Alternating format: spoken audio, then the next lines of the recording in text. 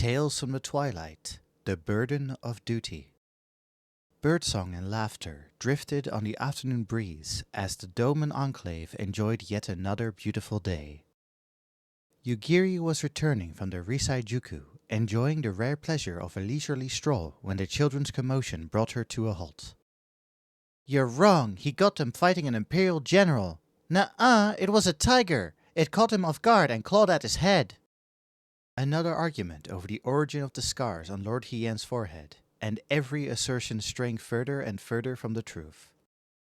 "You're both wrong, he got them in a duel with the Monkey King." Pitched battle with an auspice was more imaginative than most rumors she had heard, and closest to the truth besides. Still, it was but another flight of fancy. Yugiri could say this with confidence, for she was there that fateful day when Lord Hien received his most distinguishing marks. When she was a child still living beneath the waves of the Ruby Sea, Yugiri and the other youths of Suino Sato were forbidden from venturing beyond the safety of the village.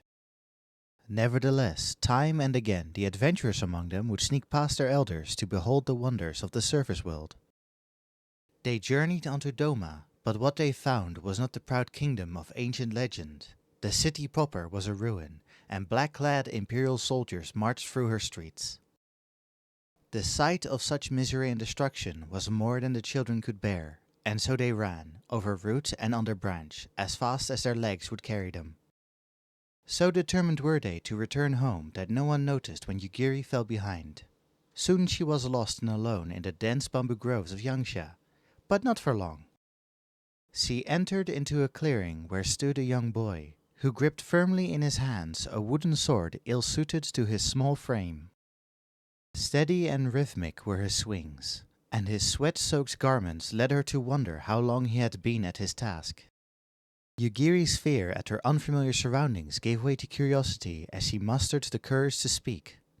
"What are you doing?" His sword did not waver as he carried on swinging and replied, "Training. If I am to fight to protect the ones I love, I must become stronger." "But you're only a child. It's not your place to fight, much less protect anyone." The boy stopped at that, and at last regarded the unexpected spectator. "I am not a child," he declared. "I am Shun Rijin, a samurai of Doma. A samurai's duty is to protect their people, and to do that," he said as he assumed his stance, "I must train." One day the young boy would fulfill his duty and bring freedom to his homeland, and though she did not know it then, Yugiri would be at his side. But today was not that day, and as the skies began to darken, she was reminded of her pressing needs to return to her village. With young Shun to guide her, she found her way back to the eastern shore, and shortly thereafter Suino Sato, safe at last. But for how long? It was only a matter of time before the Empire plumbed the depths of the Ruby Sea, and the people of Suino Sato would have no hope of withstanding an imperial assault. Not unless I am prepared to do my part. The very next day she returned to the surface to join Shun in the bamboo grove, and tried her best to match his movements with a wooden sword of her own. Every day she would sneak away to train with him, and every day the two grew closer. Shun had found a much-needed friend with whom he could share anything, and through their friendship a measure of the childhood that war had denied him. The simple game of ishikari she taught him was enough for Shun to forget the worries of the world, if only for a short while, and when Yugiri explained that the children of Suino Sato played such games all the time, she was struck by the awe and envy in his wide eyes. "So much has been taken from them, so much have I taken for granted." The skies were clear and the sun was shining when Yugiri arrived at the bamboo grove for another bout of training, only to find Shun sitting quietly, arms folded, brow furrowed. Doma Castle had suffered terrible damage when the Empire invaded and laid siege to it, and having decided to repair and repurpose it, the Garleans had begun conscripting villagers en masse. For a fortnight, the people had been forced to labor without cease, rest afforded only to those who collapsed from exhaustion. Unable to ignore their plight, Shun had gone to his father, Lord Kayan, the former king of the imperial province, and begged him to put an end to the suffering, to stand and fight. "You know not what you ask of me, my son, what you ask of Doma." His father ruled in name only, a puppet of the empire, and knew well the cost of disobedience. You may think it cowardice or heartlessness to accept this treatment, but I do so that my people endure, that they survive. Shun had managed to bite back the anger and keep silence before his father, but there, in the grove of Yugiri, he could no longer contain the rising fury, nor the bitter tears. I have to help them, I have to! He looked away, trying in vain to hide his face. I am a samurai of Doma, I must fulfill my duty! But Yugiri had no words to comfort him, only her company. And so they sat together in silence and watched the clouds drifting by overhead. After a time, Shun rose to his feet. I'm sorry, Yugiri, but I have to return home. She saw how he trembled still, fist clenched, and refused to meet her gaze. Don't lie to me. Yugiri followed him, keeping to the shadows, and as she suspected, he did not return to the family estate, but instead traveled along the one river until he reached his true destination, the Swallow's Compass. Built in tribute to Ganon, his forefather and the legendary hero who united Doma, the once great mausoleum now sat in disrepair, and the Imperials turned away all who would make pilgrimage there.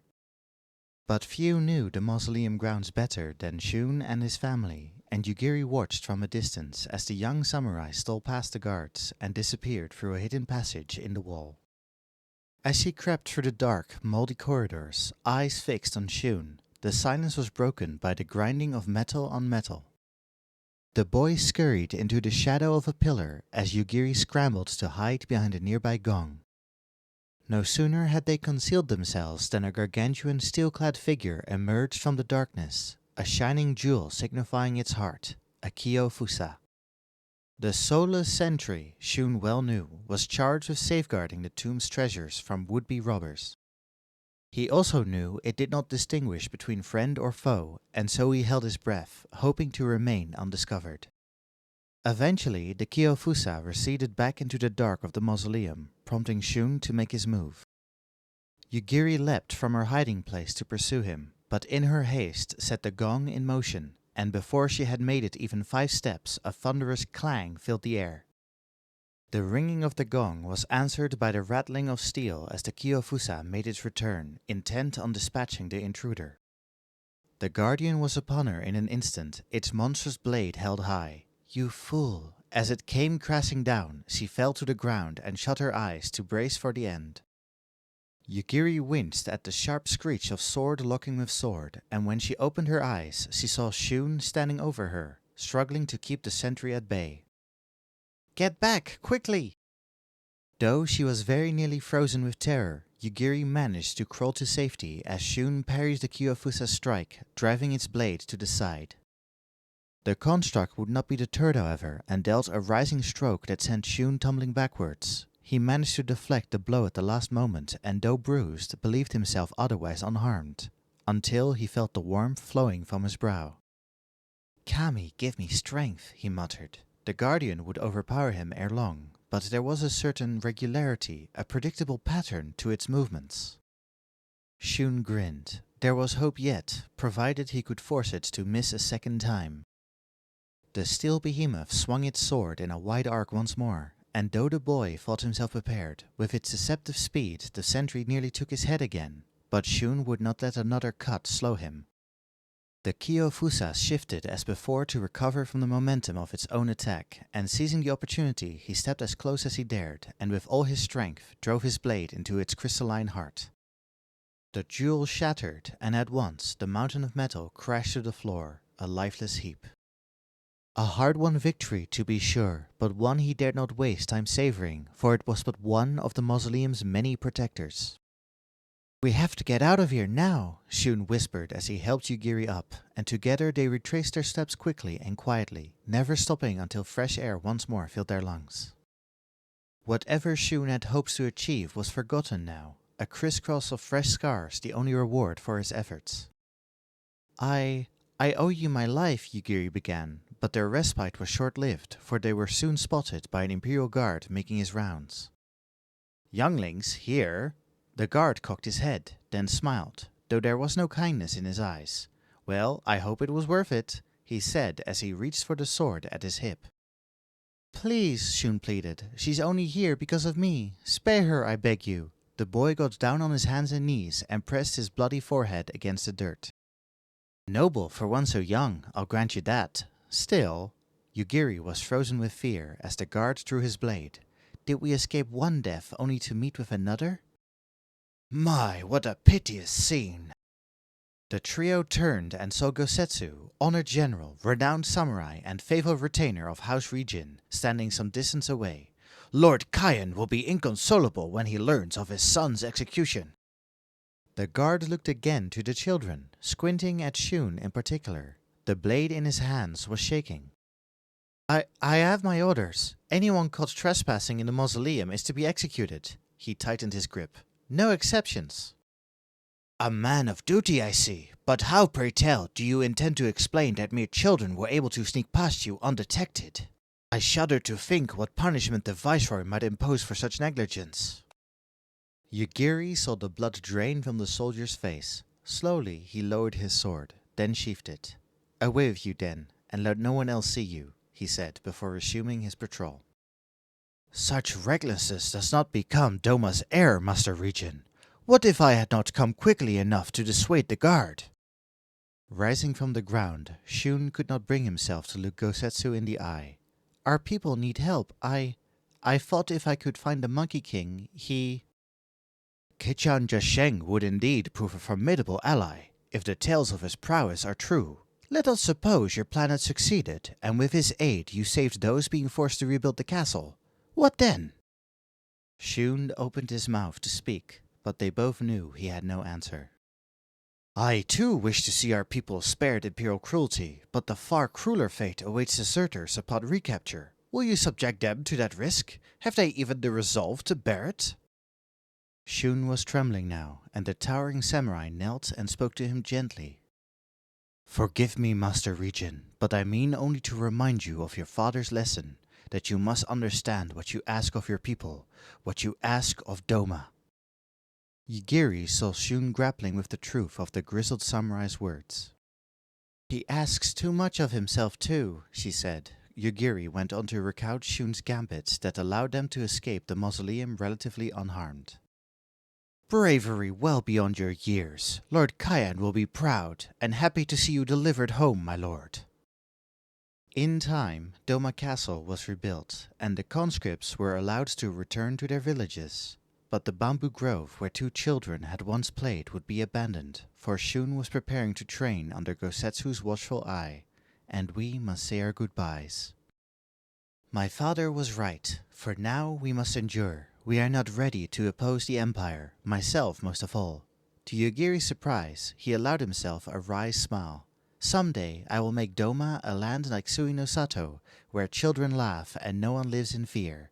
I swear it. Though there was no telling when that day might come, Yugiri couldn't help but share in his hope. And I'll be there when you do. I will hold you to that. The sound of skittering rocks roused Yugiri from the memories. The children had ceased their bickering and were engaged in a game of ishikari, for they live not in fear, for they are free. Have you room for one more? In many ways, he was still a child at heart. Yugiri looked on with a smile as Lord Hien added his voice to the chorus of laughter. A child at heart, and a man of your word. Thank you for listening to Tales from the Twilight, The Burden of Duty.